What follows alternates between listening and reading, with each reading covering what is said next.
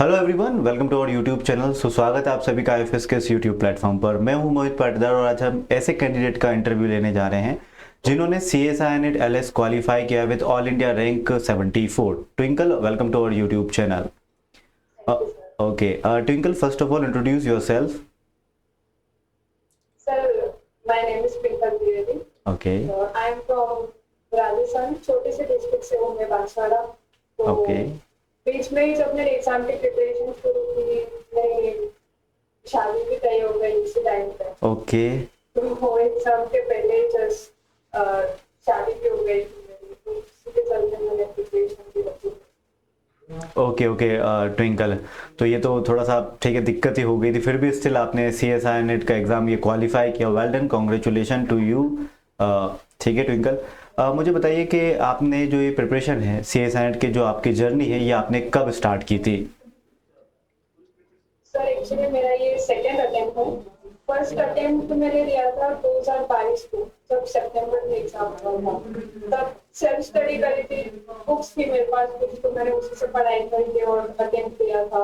तब जब रिजल्ट आया तो मतलब बहुत निराशा मुझे हो गई थी कि शायद ये बहुत टफ एग्जाम है और मैं नहीं क्लियर कर पाऊंगी, क्योंकि इस टाइम पे सर मेरा जो परसेंटाइल था वो सिर्फ 6% था। ओके तो फिर उसके बाद मैंने छोड़ भी दिया था, बीच में पढ़ाई नहीं करी, कुछ प्रॉब्लम्स भी हो गए ऐसा करके। ओके फिर मैं जयपुर शिफ्ट हो गई थी 2024 में। तब ओके मैंने आईपास से कोचिंग ली और तो वहां से क्लासेस शुरू हुई, तो फिर मैंने कंटिन्यू पढ़ाई शुरू की और सेकंड अटेम्प्ट मैंने किया। Okay okay well done twinkle, मुझे बताइए कि आपने जो CSI नेट की जर्नी आपने मुझे शेयर की है, आपने ये जर्नी स्टार्ट करी थी जैसे कि आपने मुझे बताया, और टोटल नंबर ऑफ़ यूनिट्स की मैं आज बात करूँ CSI नेट के अंदर, सिलेबस के अंदर, तो टोटल नंबर ऑफ़ यूनिट्स 13 होती हैं, राइट? तो वो कितनी यूनिट्स आपने टारगेट की थी?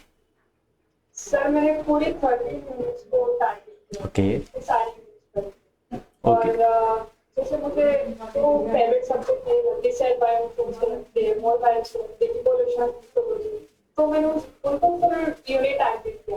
बट जैसे बायोकेमिस्ट्री मुझे ऐसा होता है कि थोड़ा मैथ्स आ जाती है, पीएच वाला स्टार्टिंग वाले में। मैंने जी सर। तो फिर जो ऐसे यूनिट्स थी जो मुझे थोड़ी टफ लग रही थी, मुझे लगा कि मेरा कॉन्फिडेंस नहीं आ रहा था उसमें, तो फिर मैंने उनको जो टॉपिक नहीं समझ में आ रहा था उनको छोड़ दिया। बाकी मैंने सारे 30 मिनट्स को टारगेट किया था, सारे यूनिट्स पढ़े थे। Okay okay well done twinkle, क्योंकि ऐसी चीज़ें की जाती है, पूरी यूनिट ना छोड़कर हम कुछ टॉपिक्स को छोड़ते हैं बस। ओके ट्विंकल, मुझे बता सकती हैं आप कैसी कोई सी स्ट्रेटजी या ऐसा कोई सा आइडिया आपके दिमाग में आया सो दैट आपने ये क्वालिफाई किया कि मुझे ये करना है सो दैट मेरा अच्छा स्कोर आएगा, आप शेयर कर सके तो? सर सर मुझे ऐसा लगता है कि हाँ। जिनको भी फर्स्ट ऑफ ऑल जब एग्जाम दे रहे हैं उनको पता होना चाहिए कि मुझे आगे करना है क्या। तो ओके उस हिसाब से उनको डिटरमाइन कर लेना चाहिए कि मुझे एग्जाम क्लियर करना है और मुझे इससे जरूर जाना है, तो फिर मुझे देना ही नहीं, चाहे फिर कितना भी डिस्ट्रिक्शन हो, बस क्लियर करना है तो करना है। तो मेरे माइंड पे बस ऐसा था कि मुझे करना ही है, तो फिर मैंने कुछ कर लिया। और अब 6 मंथ का मैंने जब कोर्स लिया आईपास से ही पूरा मैंने तैयारी करी, पढ़ाई करी, रोज का क्लासेस और रिवीजन रोज बहुत इंपॉर्टेंट है, रिवीजन तो करना ही, क्योंकि डेली की डीपी भी सॉल्व करना, तो मेरा कंटिन्यू चलता ही रहा। मैंने ओके बस उसी को खोल दिया और पर्सनल प्रैक्टिस करते रहे। ओके ओके ट्विंकल, बहुत ही अच्छी बात है आपने हमें बताई। ऐसी कोई बात अब तक आप हमसे शेयर करना चाहेंगी थ्रू आउट योर जर्नी, जो ऐसी घटना घटी हो या फिर कोई स्ट्रगल आपको फेस करना पड़ा हो अदर देन योर मैरिज, तो आप बता सकती हैं डेफिनेटली। सर स्टार्टिंग जब मैंने किया था प्रिपरेशन, तो पहला तो सिलेबस देख के मुझे तो डर लग गया कि इतना सिलेबस है, इतना फास्ट है, तो फिर कैसे तैयारी होगी। ओके और ये सब कुछ मिलता और डिमोटिवेशन भी था, क्योंकि हमारे मतलब मैं जिस एरिया से बिलोंग करती हूँ वहाँ पे इस एग्जाम को मतलब जानते भी नहीं है।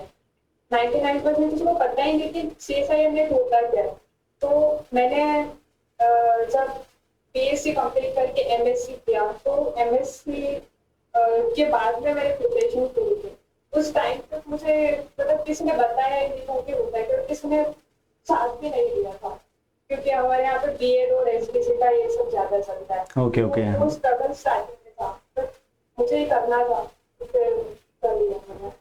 ओके ओके ट्विंकल, बहुत अच्छा लगा जानकर कि आपको ये करना था और आपने किया भी सही, और कोई बताने वाला नहीं था। ये बड़ी प्रॉब्लम होती है हर जगह पर कि कोई गाइड करने वाला हमें नहीं मिलता प्रॉपर टाइम पर, ठीक है, और प्रॉपर गाइड करने वाला हमें नहीं मिलता कि कब हमें गाइडेंस की ज़रूरत होती है, जब कोई मिलता नहीं तो बहुत प्रॉब्लमेटिक रहता है। ठीक है, तो ट्विंकल आपसे बात करके बहुत अच्छा लगा मुझे, क्योंकि कई सारे एस्पिरेंट आपसे बहुत कुछ सीखेंगे कि जिनको नहीं भी पता है वो भी क्वालिफाई कर रहे हैं, धीरे धीरे पढ़ाई कर रहे हैं, स्टिल जिनकी मैरिज हो रखी है वो भी कर रहे हैं, ठीक है, और एग्ज़ाम की तैयारी कर रही हैं, ऊपर से उस एग्ज़ाम को क्वालिफाई भी कर रही हैं, ठीक है, टाइम को मैनेज कर रही हैं, मोस्ट इंपॉर्टेंट, ठीक है। तो इस तरीके से काफ़ी चैलेंजेस फेस करने के बावजूद भी आपने ये सी एस नेट का एग्ज़ाम क्वालिफाई किया। Well done Twinkle, thank you for this interview and all the aspirant, thank you so much for watching this interview. मिलते हैं किसी और इंटरव्यू में, till then bye bye, take care and happy learning guys.